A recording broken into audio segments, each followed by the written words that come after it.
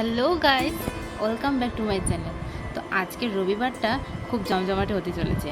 আমার শ্বশুর বাজার থেকে এত বড় একটা ইলিশ মাছ নিয়ে এসেছে। ইলিশ মাছটা দেখে তো আমি অবাক হয়ে গেছি। আর ইলিশ মাছটা আমি ধরে দেখলাম এর পেটের মধ্যে মনে হচ্ছে ডিম আছে। যাই হোক, আমি আমার শাশুড়ি মাকে বললাম চলো আজকে ইলিশ বিরিয়ানি বানানো যাক। তো আমার শাশুড়ি মা চটাপট করে মাছটা কেটে দিল। আর এখানে আমি বিরিয়ানির জন্য বাসমতি চাল ভিজিয়ে রেখেছি, আর খুব ভালো করে এটা ভিজতে দিতে হবে। আর এখানে বেরেস্তার জন্য পেঁয়াজ কেটে নিয়েছি, আর এখানে বেরেস্তারও পেঁয়াজ আছে, আর অল্প কিছু মাছের মধ্যে দেবো সেটাও পেঁয়াজ আছে। তো এখানে আদা কাঁচা লঙ্কা চিড়ে নিয়েছি, আর এখানে গোটা গরম মশলা জায়ফল জয়িত্রী নিয়ে নিয়েছি, আর স্টারনিস। টক দই নিয়েছি এই 100 গ্রামের মতন, আর এখানে নিয়েছি হচ্ছে লঙ্কার গুঁড়ো, আর এখানে আছে কাশ্মীরি লঙ্কার গুঁড়ো, আর এইখানে নিয়েছি বিরিয়ানি মশলা। তো সব উপকরণ আমি এক জায়গায় নিয়ে নিয়েছি। এখন চালটা ভিজতে দেবো অনেকক্ষণ। তো এখন চলো পরের স্টেপে যাওয়া যাক। পরের স্টেপে হচ্ছে এখানে টক দইটা খুব ভালোভাবে ফাটিয়ে নিতে হবে। তো চলো টক দইটা খুব ভালোভাবে ফাটিয়ে নিই। টক দইটা খুব ভালোভাবে ফাটিয়ে নিয়েছি। এখন এর মধ্যে এক এক করে সব গুঁড়ো মশলা দিয়ে দেবো। তো প্রথমে দিয়ে দেবো হচ্ছে কাশ্মীরি লঙ্কার গুঁড়ো 3 থেকে 4 চামচ।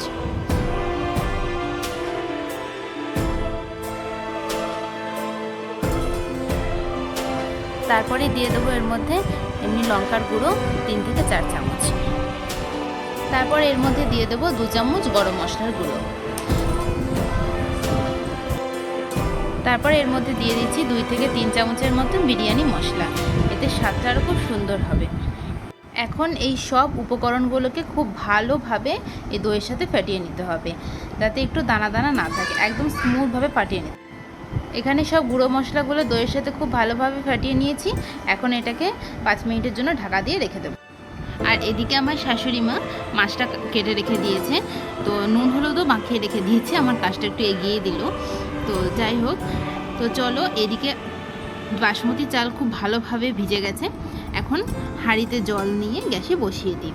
তো এদিকে আমি হাঁড়িতে জল নিয়ে গ্যাসে বসিয়ে দিয়েছি। এখন জলটা হালকা একটু গরম হয়ে এসেছে। এখন এর মধ্যে দিয়ে দেবো হচ্ছে গোটা যে গরম মশলাগুলো ছিল, যেমন জায়ফল জয়িত্রী এলাচ দারচিনি, সব কিছু এর মধ্যে দিয়ে দেবো।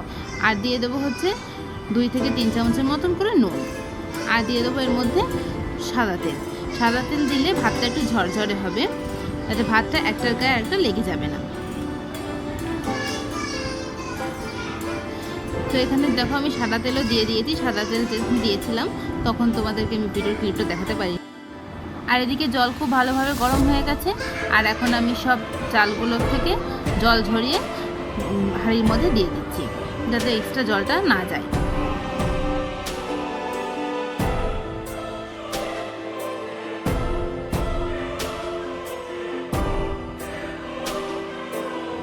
আর পাশের গ্যাসেই কড়াই বসিয়ে দিয়েছি বেরেস্তা ভাজার জন্য। তো কড়াই খুব ভালোভাবে গরম হয়ে গেছে। এখন একটু বেশি করে এর মধ্যে তেল দিয়ে দেবো।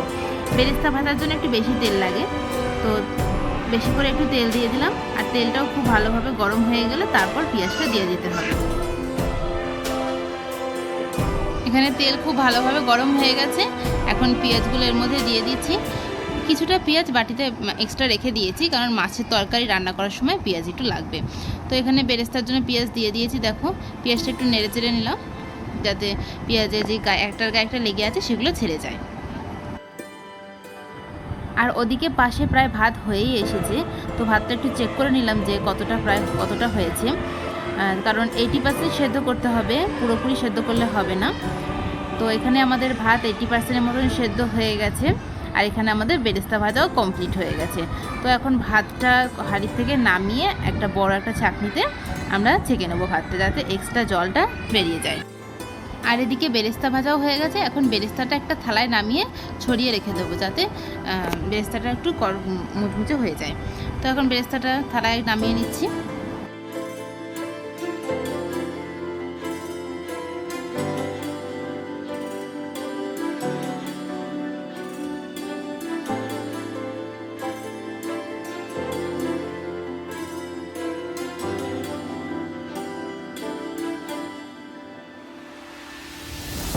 আর এখানে একটা বড় ছাঁকনির মধ্যে আমরা ভাতটা ঝরিয়ে নিচ্ছি। তো এই ছাঁকনিটা আমার শাশুড়ি মা বাজার থেকে স্পেশালি বিরিয়ানির জন্য কিনে এনেছে, তাতে বিরিয়ানির ভাত চড়ানো যায়। তো যাই হোক, আমরা একটু বিরিয়ানি খেতে একটু বেশি পছন্দ করি, সেই জন্য আমার শাশুড়ি মা বলেছে যে এরকম একটা ঝাঁট কিনে এনেছে, এটার মধ্যে তোরা ভাতটা ঝরাতে পারবি। তো এখন আমরা ভাতটা ঝরিয়ে নিচ্ছি। তারপর দেখো, ভাতটা ঝরিয়ে নেওয়ার পর কত সুন্দর লাগছে, মনে হচ্ছে বিরিয়ানি না বানানো হয়, মাছের তরকারি করে এর সাথে ভাত মিশিয়ে খেয়ে নেবো। তো যাই হোক, বিরিয়ানি খেতে যখন ইচ্ছে করেছে তখন বিরিয়ানি তো বানাতেই হবে। তো তোমাদের একটু ভাতের লুকটা দেখিয়ে দিলাম, একদম সাদা ঝরঝরে ভাত হয়েছে। আর এখানে আমি আলু কেটে নিয়েছি, আমি আলু কাটতে আগে ভুলে গেছিলাম যে যা বিরিয়ানি খাচ্ছি আর আলু হবে না। তো চটাপট করে আলুটা কেটে নিলাম। এখন এর মধ্যে আমি সেই একই কড়াইয়ের তেলের মধ্যে বেশি করে আরেকটু তেল দিয়ে আলুগুলো ভেজে নেব। খুব লাল লাল করে আলুগুলো ভেজে নিতে হবে, যেহেতু আমি আলুটা সেদ্ধ করিনি। আর মাছের তরকারির মধ্যে আলুটা দেবো। তো দেখো তোমরা প্রসেসটা দেখো, কত সুন্দর লাল লাল করে আমি আলুগুলো ভেজে নিয়েছি। আমি এর মধ্যে একটুখানি নুন দিয়েছিলাম, হলুদ কিছুই দিইনি।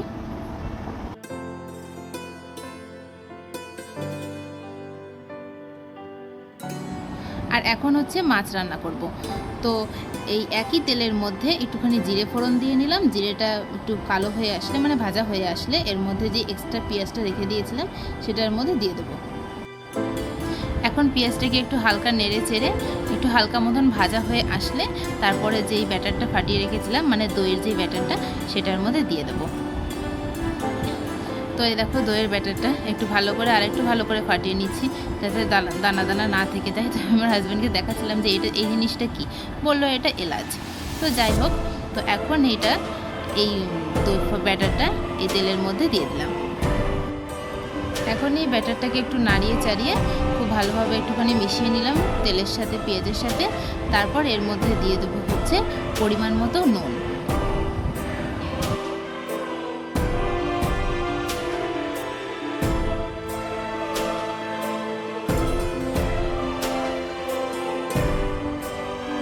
তারপর দিয়ে দেবো হচ্ছে পরিমাণ মতো হলুদ। তো এগুলো দিয়ে খুব ভালোভাবে একটু মিশিয়ে নিতে হবে, যতক্ষণ না এই মশলাটা থেকে খুব ভালোভাবে তেল ছাড়তে শুরু করছে।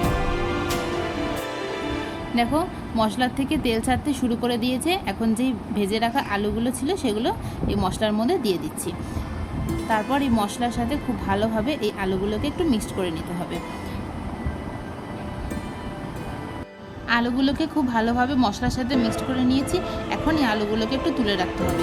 আলুগুলো তোলার একটাই কারণ, যেহেতু এই মশলাটার মধ্যে আমরা মাছ দেবো, যেহেতু মাছটা ভেঙে যেতে পারে, সেই কারণে আলুগুলো আগে থেকে তুলে রাখছি।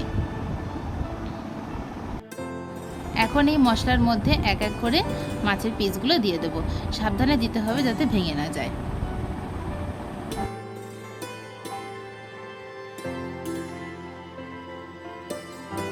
মাছের পিসগুলো মশলার মধ্যে দিয়ে দিয়েছি। দেখো, ফুটতে শুরু করেছে। এখন এর মধ্যে যেহেতু বড় বড় ডিম আছে, সেহেতু এটাকে একটু ঢাকা দিয়ে রেখে দিতে হবে, যাতে ডিমটা খুব ভালোভাবে সেদ্ধ। কিছুক্ষণ পর ঢাকনাটা খুলে আমি মাছগুলোকে একটু উল্টে পাল্টে দিলাম, যাতে একভাবে তলায় লেগে না যায়। এখন সেই মশলা মাখানো আলুগুলোকে মাছের চারপাশ দিয়ে দিতে হবে। খুব সাবধানে দিতে হবে যাতে মাছগুলো ভেঙে না যায়। আর আলু দেওয়ার একটাই কারণ হচ্ছে আলুগুলো যাতে খুব ভালোভাবে সেদ্ধ হয়ে যায়, কারণ আলুগুলো তো আগে সেদ্ধ করে নিইনি, আমি খুব লাল লাল করে খুব ভালোভাবে ভেজে নিয়েছি। আর বাদবাকিটুকুনি যা সেদ্ধ হবে তা দমে সেদ্ধ হয়ে যাবে। তো এখন এটাকে ঢাকা দিয়ে রেখে দেবো কিছুক্ষণের জন্য। তো ঢাকনা খুলে চেরা কাঁচা লঙ্কাগুলো দিয়ে দিচ্ছি, যাতে একটু দেখতে সুন্দর লাগে। তো আমাদের রান্না প্রায় কমপ্লিট হয়ে গেছে। এখন এটাকে ঢেকে কিছুক্ষণের জন্য রেখে দেবো। তারপর চলো এখন লেয়ারিংয়ের পালা। তো চলো লেয়ারিং করতে কী কী লাগছে। প্রথমে একটা ডেচকি নিয়ে নিয়েছি, এর মধ্যে কিছু তেজপাতা দিয়ে দিয়েছি তলায়। তারপর যে মশলা মাখানো আলুগুলো ছিল সেগুলো কড়াইয়ের থেকে বেছে বেছে একদম নিচে দিয়ে দিচ্ছি, যাতে আলুগুলো দমে আরও ভালোভাবে সেদ্ধ হয়ে যায়।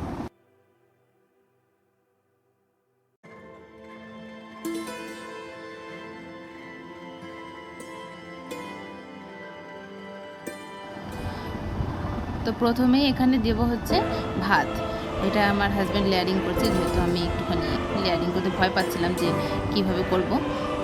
তো প্রথমে একটু ভাত দিয়ে নিলাম, তারপরে কী কী দিচ্ছি তোমরা দেখতে থাকো।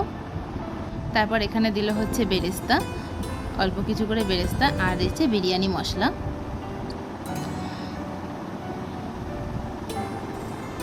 আর এখন এর মধ্যে কিছুটা ঝোল দিয়ে দিল, মানে যে গ্রেভিটা ছিল সেটা দিয়ে দিল। তারপরে দিয়ে দিল ঘি। আমাদের কাছে ঘি খুবই কম পরিমাণে ছিল, আমরা বিরিয়ানি বানাতে বসেছি অথচ দেখিনি যে বাড়িতে ঘি নেই। তো তার উপরেই দিয়ে দিল হচ্ছে আরও কিছু ভাত, কারণ মাছটা একদম উপরে দিতে হবে যাতে মাছগুলো ভেঙে যেতে পারে, সেই জন্য একদম উপরে দেবে মাছগুলো। তো একটু বেশি করে ভাত দিয়ে দিল। তারপরে দিয়ে দিল আবার কিছু বেরেস্তা। তারপরে দিয়ে দেবে হচ্ছে বিরিয়ানি মশলা। এটা লেয়ারিংয়ের কথা কিছু বলার নেই, যেটা তোমরা সবাই জানো যে কীভাবে লেয়ারিং করতে হয়। তো বিরিয়ানি মশলা একটু বেশি করে দিয়ে দিল। তারপরে দিয়ে দিল কিছুটা গ্রেভি, আর যে চিরা কাঁচা লঙ্কাগুলো ছিল সেই চিরা কাঁচা লঙ্কাগুলো এর উপর দিয়ে দিল। তারপরে দিয়ে দেবে হচ্ছে কিছু ভাত, ছড়িয়ে ছড়িয়ে অনেকগুলো ভাত এর উপর দিয়ে দিচ্ছে।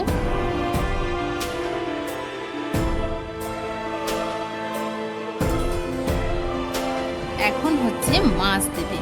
তো আমাদের বড় বড় ডিমালা মাছগুলোকে সুন্দর করে উপর দিয়ে সাজিয়ে দিল। তোমাদেরকে তো বললামই যে নিচে মাছ দিলে মাছগুলো ভেঙে যাওয়ার সম্ভাবনা থাকতে পারে, সেই জন্য উপর দিয়ে মাছগুলো সাজিয়ে দিল। তো তার উপর দিয়ে হালকা কিছু ভাত দিয়ে দিল যাতে দেখতে একটু সুন্দর লাগে। তো চলো এখন এটা পুরোপুরি দমে বসানোর জন্য রেডি হয়ে গেছে। এখন এটাকে দমে বসিয়ে দিই।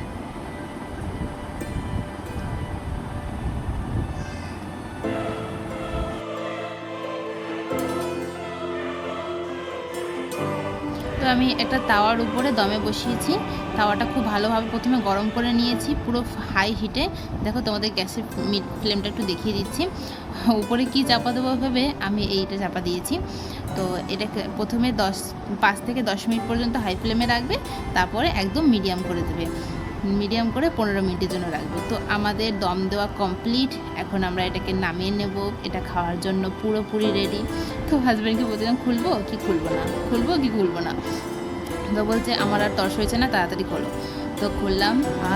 আমি এখন এডিটিং করছি, আমার এখন মনে হচ্ছে কি আমার এখনও নাকে গন্ধটা আসছে। তো যাই হোক, ওসব কথা বাদ দিন। প্রথমে আমি ভাবলাম যে আমি সার্ভ করে দিই, কিন্তু ভাবলাম যে না, মাছগুলো যদি আবার ভেঙে যায়, সেই জন্য ক্যামেরাটা আমি নিয়ে ওর নিজের খাবার নিজেই বেড়ে নিল।